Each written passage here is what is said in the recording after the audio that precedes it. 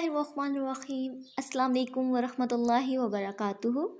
A warm welcome to all my beautiful family. Guys, thank you so much for joining me today. Spoken English Course Day 1. आज मैं आपके साथ 5 ऐसी technique share करूंगी जो आपको हेल्प करेंगी आपकी मजबूत फाउंडेशन बनाने में, जो आपकी लैंग्वेज लर्निंग में बहुत ही फ़ायदेमंद होंगी.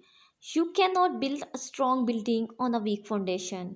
और दूसरी इंपॉर्टेंट बात यह है कि जितनी भी टेक्निक्स या रूल्स मैं आपसे आज शेयर करूँगी, आपने उसको मस्ट फॉलो करना है, क्योंकि आप इधर उधर से मोटिवेशन तो बहुत लेते रहते हो, लेकिन वो बहुत शॉर्ट लिव्ड होता है.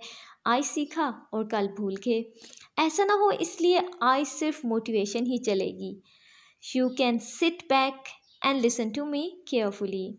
टेक्निक्स बताने से पहले मैं आज आपसे अपने बारे में बात करूँगी. आज मैं आपको अपनी स्टोरी बताऊँगी कि मैं भी स्पोकन इंग्लिश से बहुत डरती थी कि कहीं गलत इंग्लिश बोली तो लोग मेरा मजाक ना बनाएं. लेकिन फिर पता चला कि अगर इस सोसाइटी में मैंने मूव ऑन करना है तो इंग्लिश मेरा पीछा कभी नहीं छोड़ेगी, ना ही ये आपका पीछे छोड़ेगी. तो एक बार मेहनत करके अपनी लैंग्वेज को इम्प्रूव कर लो. जब इंग्लिश ने मेरा पीछा नहीं छोड़ा, so I decided that I have to work hard and get good hold over the languages, because I am fed up of being humiliated.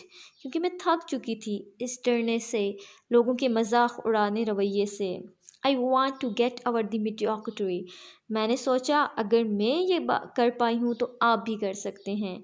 मैं इस पेनफुल जर्नी से अभी निकली हूँ, जो कि शायद आप आज भी फेस कर रहे हैं. तो मैं भी आज उस जर्नी से आपको निकलने में हेल्प करूँगी. आपको 5 टेक्निक्स बताऊँगी जिस पर आप रिलाई कर सकते हैं इंग्लिश प्रैक्टिस करने में. अगर आप घर में खुद से बैठकर अपनी इंग्लिश को इम्प्रूव करना चाहते हैं तो इसके लिए आपको इन 5 टेक्निक्स को फॉलो करना होगा. टेक्निक नंबर 1 मैं आपको बताऊँगी इंग्लिश 24/7. इंग्लिश 24/7 यानी कि इंग्लिश ही इंग्लिश. दिन में इंग्लिश, रात में इंग्लिश, यानी कि हफ्तों के 7 दिन इंग्लिश. क्योंकि अगर आप अपने गोल पर फोकस नहीं रहेंगे तो इसका एंड रिजल्ट सिग्निफिकेंट नहीं होगा. और अगर हमें अपनी किसी मेहनत का रिज़ल्ट नहीं मिलता तो उसमें हम और मेहनत करना छोड़ देते हैं. शायद यही रीज़न है कि हमारी इंग्लिश एक लेवल पर आकर स्टैग्नेट हो जाती है, वो इम्प्रूव नहीं हो पाती और आपकी अटेंशन जो है वो डेविएटेड होती है. जॉन मदीना एक बहुत ही फेमस ऑथर हैं. He wrote an illustrative book brain rules. उसमें उन्होंने क्लियर मेंशन किया है कि multitasking is just a myth. और ह्यूमन ब्रेन जो है वो मल्टीटास्किंग के लिए बिल्कुल भी नहीं बना है. तो इसके लिए आपने क्या करना है, मल्टीटास्किंग से बचना है और एक गोल पर फोकस होकर आपने अपनी इंग्लिश को लर्न करना है. अब मैं आपसे रूल नंबर 2 शेयर करूँगी. रूल नंबर 2 है master grammar pattern. Master grammar patterns यानी कि अब आपने एक फ़ोकस कर लिया. आपने फ़ोकस करने के बाद अब सही टाइम है कि आप अपने ग्रामर पैटर्न सीखें. जो कहते हैं कि ग्रामर ज़रूरी नहीं है, तो एक्चुअली वो भी ग्रामर सीखने से डर रहे होते हैं. और वो कहते हैं कि जैसे कि इंग्लिश कंट्रीज़ में तो ज़रूरी नहीं होता कि वो इंग्लिश ग्रामर भी सीखें, वो बच्चे तो ऐसे ही कर सीख लेते हैं. तो ऐसा इसलिए है क्योंकि उनकी वो लैंग्वेज है और उनके लिए कंपलसरी है. अगर वो अपना मैसेज दूसरों तक पहुंचाना चाहते हैं तो उसके लिए बहुत नेसेसरी है, बहुत मैंडेटरी है कि वो इंग्लिश लैंग्वेज सीखें. तो हमारा ऐसा नहीं है, हमारा इन्वायरमेंट इस तरह का नहीं है. हमारे हर तरफ उर्दू में बात की जाती है. तो दैट्स वाई इस कोर्स में आपने क्या करना है, मेरे साथ ग्रामर सीखेंगे और जो सेंटेंसेस मैं बनाना बताऊंगी आपने उसको एक नोटबुक में लिखना है, उसको रिपीट एंड रिपीट प्रैक्टिस करना है. आपने बार बार लिसन एंड रिपीट वाला करना है. देन नंबर में आपको then come to the third rule. Third rule आपके लिए है थर्ड रूल है learn conversational English. Conversational English.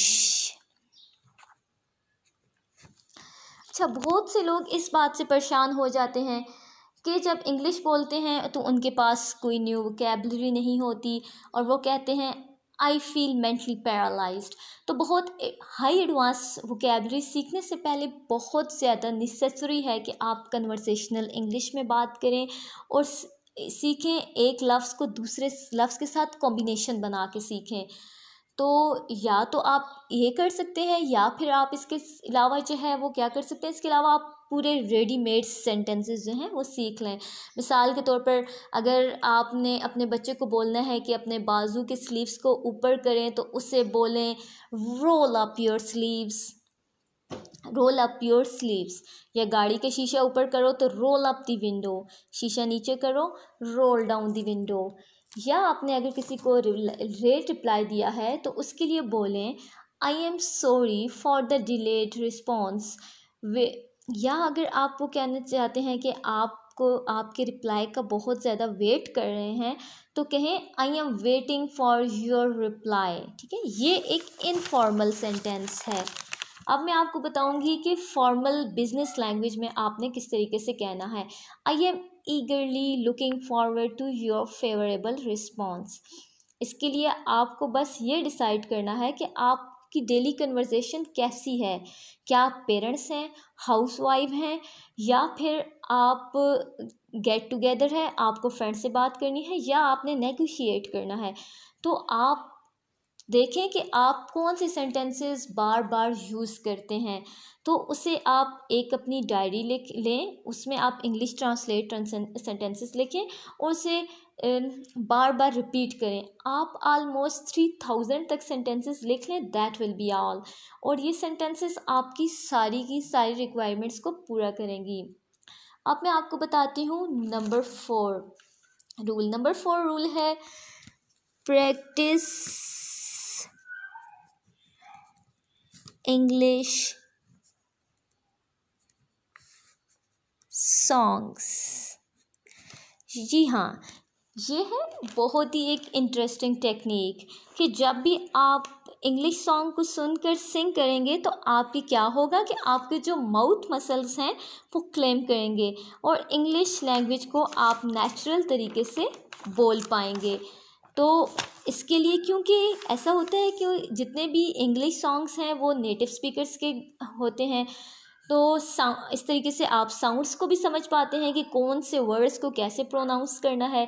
Secondly, आपकी लिसनिंग भी इम्प्रूव होती है कि जब आप नेटिव स्पीकर्स को इंग्लिश या आप को सुनते हैं या फिर आप नेटिव स्पीकर्स की इंग्लिश मूवीज़ को देखते हैं या उनके सॉन्ग सुनते हैं तो आपके ईयर्स भी लिसनिंग के लिए इम्प्रूव होने लगते हैं। जैसे कि एक बहुत ही फेमस सॉन्ग है और आप सब ने सुना तो होगा, This night is cold in a kingdom.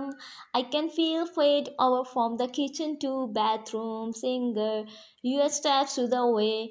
Calm me down. So please could you let me down slowly? Sorry. तो इस तरह के जितने भी आपके सॉन्ग्स हैं जो आप इंग्लिश सॉन्ग्स, ठीक है, don't waste your time to listen Hindi and Urdu songs. ठीक है, तो आप अपने जो है लिसनिंग को फ्रूटफुल बनाने के लिए आप इंग्लिश सॉन्ग्स को सुन सकते हैं। So you need to sing English songs every day. और आप इस तरीके से कर सकते हैं, एक सॉन्ग्स को जो है एक सॉन्ग को आप 10 से 12 बार सुने और उसको एंजॉय करें और साथ साथ ही उसको रिपीट करें। इसके अलावा number 5 and the last rule to learn English, fall in love with English।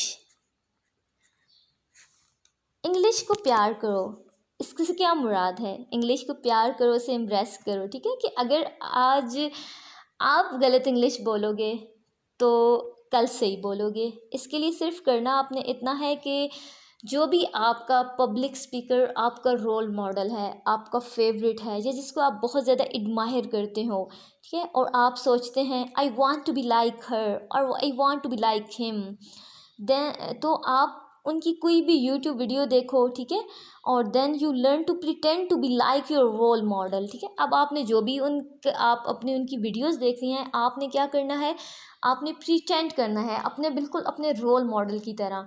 आपको उनके जो भी सेंटेंस अच्छे लगे हैं उनको अपनी वॉइस में इमिटेट करो, रिकॉल करो, और सेकेंडली उनकी बॉडी लैंग्वेज को भी फॉलो करो। अगर आप इसी तरह से इन 15 टेक्निक्स को फॉलो करेंगे और प्रैक्टिस करेंगे तो आपको फील होगा कि आपका 25% इम्प्रूव हो चुका है। It's magical. इन टेक्निक्स ने मेरे लिए तो बहुत काम किया।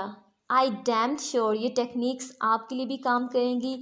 आज मैंने आपके साथ 5 ऐसी टेक्निक्स शेयर की हैं जो कि आपकी इंग्लिश को काफ़ी हद तक इम्प्रूव करेंगी। एंड कल मैं आपके साथ 5 मज़ीद ऐसी टेक्निक्स शेयर करूँगी। So stay tune with me.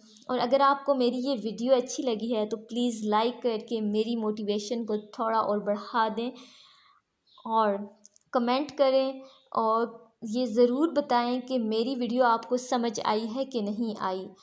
All the best. I will see you tomorrow with a new video. Tata, अल्लाह हाफिज़।